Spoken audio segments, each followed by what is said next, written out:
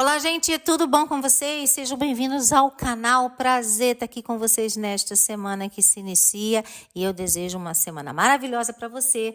E a gente segue aqui com a nossa programação do canal.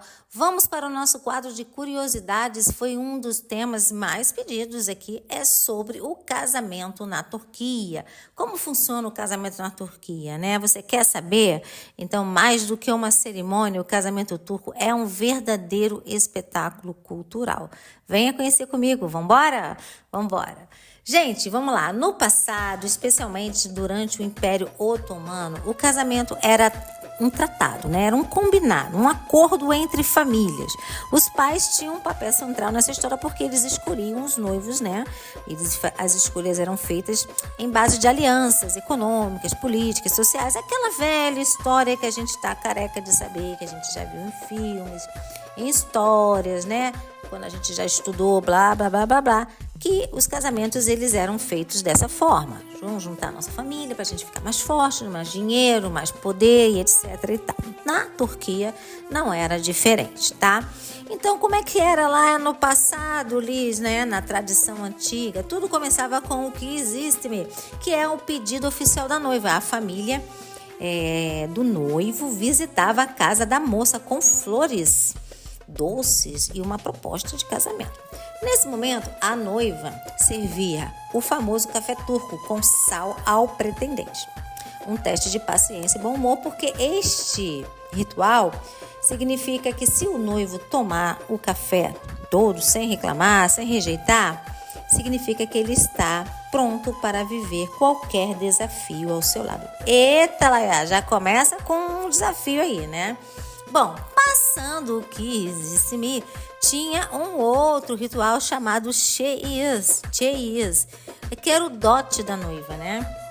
Então, era oferecido tecidos, bordados, utensílios, roupas eram cuidadosamente preparadas ao longo dos anos pela família da noiva. Era tradição que esse enxoval fosse exibido para os convidados antes do casamento. Olha que responsa! Tu tinha que mostrar o enxoval da tua filha, tinha que ser feito ao longo dos anos, né? E tinha que ser bonito, bordado, bonito, rico. Então, tinha esse passo aqui também, que era o dote da noiva. Bom, passando o dote da noiva, tinha um outro ritual, que era o ritual da noite de rena, chamado Kına Gecesi. Esse Kına Gecesi era um dos momentos mais tocantes desse ritual, né? Era um momento onde as mulheres da família se reuniam com a noiva, dançavam, cantavam, aí aplicavam rena nas mãos, né, na futura esposa. Era uma despedida simbólica da casa paterna e um ritual de bênçãos para um novo ciclo. A gente viu esse ritual no casamento de Demet Özdemir, né? Não sei se eu vou conseguir trazer alguma foto aqui, mas se eu conseguir eu coloco. Vocês lembram que teve um ritual dela com as mulheres da família e pintou as mãos, né? Eu lembro bem disso porque acompanhei na época, tá? Então, esse ritual hoje em dia ainda é muito usado na Turquia, tá? Então, tá aí. E aí depois seguia a cerimônia religiosa, né? Que era simples e era conduzida por um imã, ou seja, em algumas regiões a noiva era levada a cavalo até a casa do noivo, acompanhadas por música, fogos e lenços vermelhos, símbolo da pureza e do amor.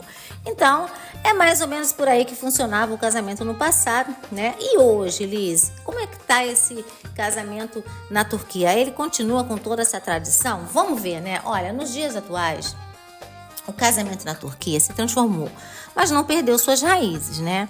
Os casais modernos têm mais liberdade para escolher com quem vai se casar. Ninguém mais é obrigado a casar com quem a família escolheu, né? Graças a Deus. Mas alguns rituais ainda persistem, como o Kizilsi, a noite de rena continua firme, né? Especialmente fora dos grandes centros urbanos. Então ainda é muito usado, né? Essa questão da família do noivo ir pedir a mão, que é o Kizilsi, e a noite de rena, tá? Isso continua acontecendo bastante.